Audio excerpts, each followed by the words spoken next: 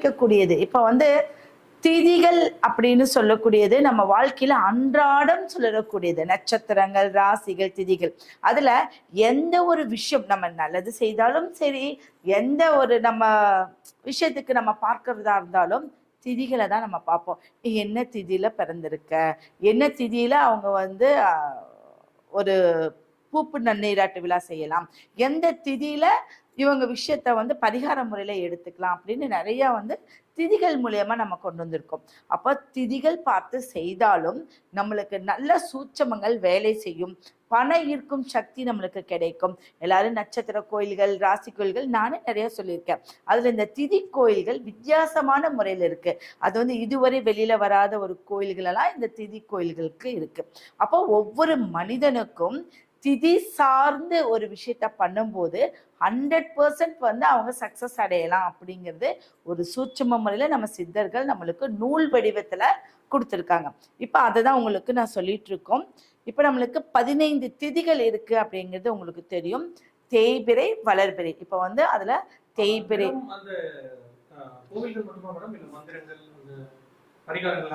கண்டிப்பா கோயில்கள் பிளஸ் அதற்குடைய மந்திரங்கள், அதுக்கப்புறம் உங்களுக்கு ஒரு மூலிகை சார்ந்த பரிகாரங்கள். நீங்க எங்கேயும் வெளியில எல்லாம் போய் தேடவே வேண்டாம். நீங்க உங்க வீட்டுல இருக்கக்கூடிய பொருட்கள் கொண்டு எப்படி பரிகாரங்கள் பண்ணிக்கலாம். எப்பவுமே திதிகளுக்கு இது நாள் வரையும் மூலிகை பரிகாரங்கள் கிடையவே கிடையாது, யாரும் சொன்னது கிடையாது. அப்ப அந்த மூலிகை பரிகாரங்கள் செய்யப்போ நீங்க சொல்லக்கூடிய மந்திரம் அவ்வளோ அழகா வேலை செய்யும். உங்க திதிகள் ரொம்ப பலமாயிடும். இதை பார்த்தீங்கன்னா 6 திதிகள் ஒரு ரகசிய திதின்னு சொல்லுவாங்க. திதி சக்கரம் அப்படின்னு சொல்லக்கூடிய அமைப்பு இருக்கு.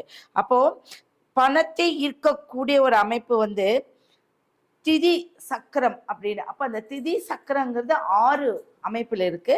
இந்த 6 அமைப்புகளுடைய திதி உங்களுக்கு நான் சொல்றேன். அப்ப அந்த திதியில என்னென்ன தெய்வங்கள் ரொம்ப பலமா இருக்காங்க.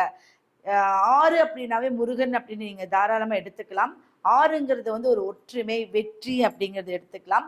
அப்ப இந்த 6 திதிகளையும் உங்களுக்கு நான் இந்த 15 திதிகளோட அமைப்பை முடிச்சுட்டு நான் சொல்லுவேன். அதையும் நோட் பண்ணிக்கிட்டீங்கன்னா இன்னும் உங்களுக்கு சூப்பரா இருக்கக்கூடிய விஷயங்கள் இருக்கு.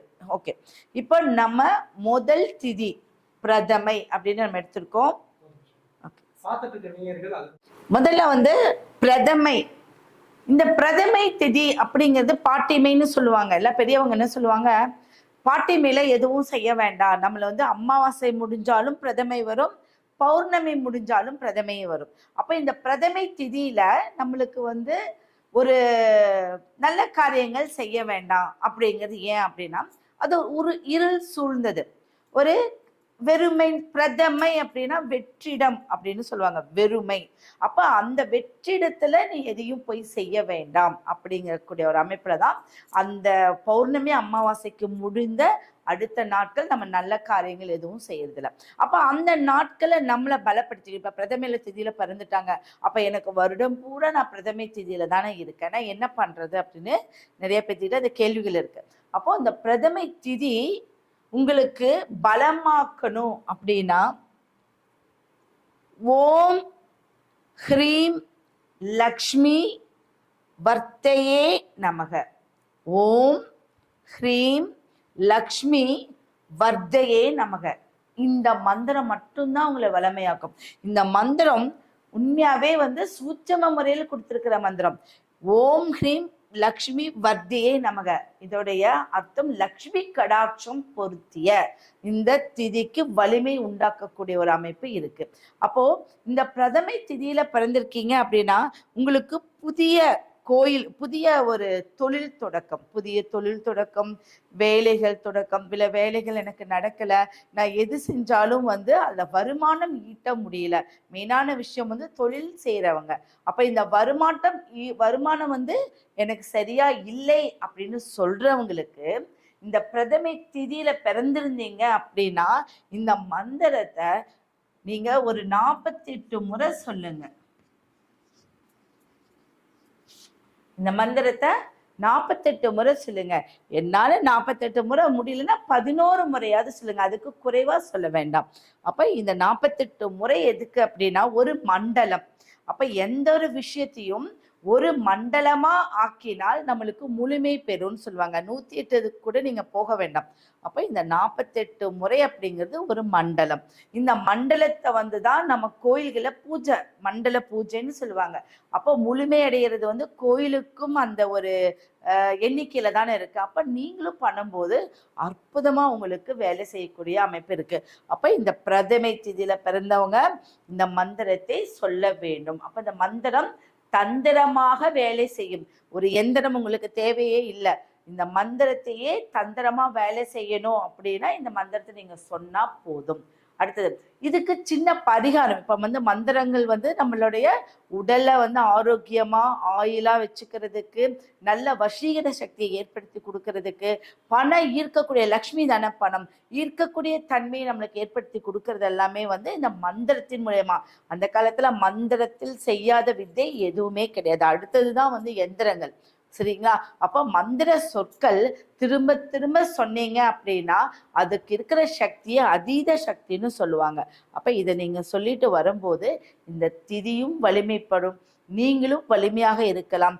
பணம் ஈர்க்கக்கூடிய சக்தி ஆட்டோமேட்டிக்கா வரும். நீங்க செஞ்சுதான் பாருங்களேன். ஓகே, இப்ப இது நம்ம என்ன பண்ணணும்? நீங்க வாழ்க்கையில இதுக்கு சில பரிகாரங்களும் இருக்கு. நம்ம டெய்லியும் என்ன பண்ணணும், இல்ல வாரமானா என்ன பண்ணணும் அப்படின்னு இருக்கு. அப்ப நீங்க சில பரிகாரமா என்ன பண்ணணும்னா, குளிக்கிற காலையில குளிக்கிற தண்ணி இருக்கு இல்லையா, நம்ம குளியல் தண்ணி, இந்த குளியல் தண்ணியில தினம்தோறும் வேப்பிலை போட்டுக்கோங்க. காலையில நீங்க குளிக்கிறதுக்கு ஒரு 1/2 மணி நேரத்துக்கு முன்னாடி வேப்பிலை, இந்த வேப்பிலை எந்த விஷயத்தையுமே தனக்குள்ள ஈர்த்துக்கிட்டு நல்ல விஷயத்தை அதை மட்டும்தான் வெளியிடும். வேப்ப மரத்துடைய காத்து நல்ல ஆக்சிஜனை வெளியிடுதுன்னு சொல்லுவாங்க இல்லைங்களா? அப்போ இந்த வேப்ப மரத்துல என்ன நோய் தீர்க்காதது, எல்லா நோயும் இந்த வேப்ப மரத்துல இருக்கக்கூடிய பட்டை, விழும்பு, அதுல இருக்கிற பிசினு, வேறு, இலை, பழம் அனைத்துமே உபயோகப்படும். அப்போ இந்த அனைத்து விஷயங்களும் உபயோகப்படக்கூடிய இந்த வேப்பிலையை ஒரு 4 கொத்து இல்லை 2 கொத்து போட்டு ஒரு 1/2 மணி நேரம் வச்சுக்கோங்க. 2 கல் உப்பு, 2 கல் உப்பை போட்டு இந்த வேப்பிலை தண்ணீரை நீங்க குளிச்சுட்டு வாங்க. இது நீங்க ஒரு எக்ஸாம்பிளா 48 நாட்கள் நம்ம இந்த மந்திரத்தை 48 நாள் சொல்லலாம்ப்பா இல்ல நான் அப்படின்னு நீங்க நினைச்சீங்க அப்படின்னா 48 நாட்கள் இந்த மந்திரமும் 48 நாட்கள் இந்த வேப்பிலை குளியலும் நீங்க பண்ணிட்டு வரும்போது இந்த பிரதமை திதியில பிறந்தவங்களுக்கு ஒரு அதிர்ஷ்டம் நிச்சயம் உண்டு. ஆகமம் சொல்லுவாங்க. ஆகமம் அப்படின்னா நம்மளுக்கு அனைத்தும் கிடைக்கக்கூடியது. சித்தர்கள் அருளிய ஒரு வேர்டு ஆகமம், ஆகம சக்தி.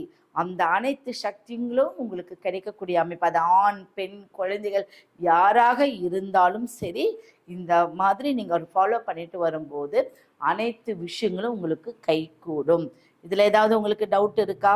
பிரதமை திதிக்கு இவ்வளோ விஷயங்கள் இருக்கு. அந்த விஷயங்களை நம்ம சரியான முறையில பயன்படுத்தினா அடுத்தடுத்த விஷயம் இப்ப உங்களோட வீட்டுல யார் இருந்தாலும் சரி, உங்களுடைய சர்க்கிள்ல யார் இருந்தாலும் நீங்க ஐயா பிரதமையா, இதுல பிரதமையில பிறந்திருக்காங்களா இப்படி எல்லாம் நீங்க சொல்லக்கூடாது. நீங்க என்ன பண்ணணும், அவங்க வெற்றி அடையக்கூடிய ஒரு அமைப்பை ஏற்படுத்தி கொடுக்கணும். அனைத்து திதிகளுக்குமே வலிமை மிக மிக வலிமை அதிகமா இருக்கு.